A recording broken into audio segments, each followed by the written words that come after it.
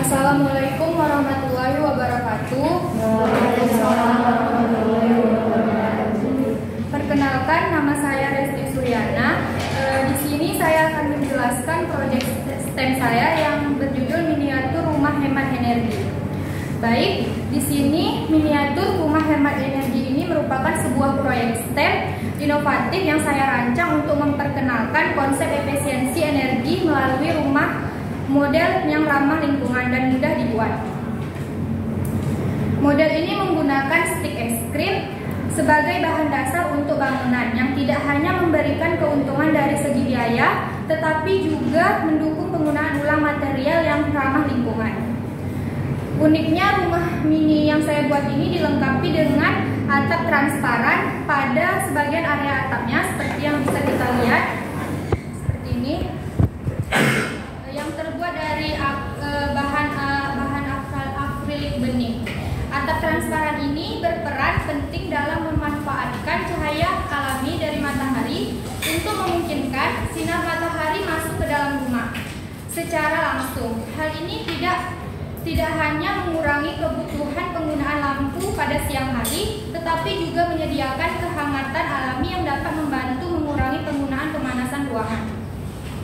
Baik, desain yang saya buat di sini mengintegrasikan konsep bangunan berkelanjutan dan efisien energi, di mana menjadikannya alat pembelajaran yang sempurna untuk anak-anak maupun orang dewasa yang ingin memahami dan menerapkan prinsip-prinsip hemat energi dalam kehidupan sehari-hari.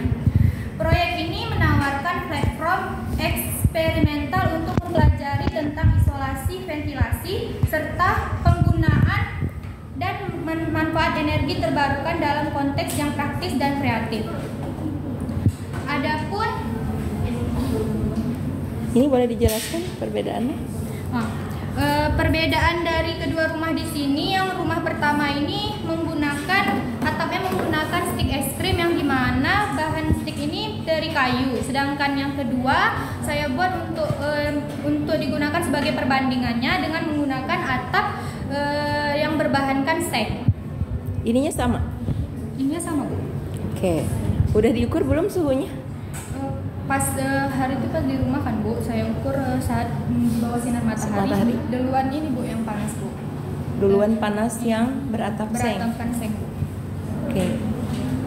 Nah, kalau kita lihat secara sainsnya, dari segi energi dan isolasinya, kita diajarkan tentang konsep transfer energi termal dan bagaimana isolasi mempengaruhi efisiensi energi dalam bangunan.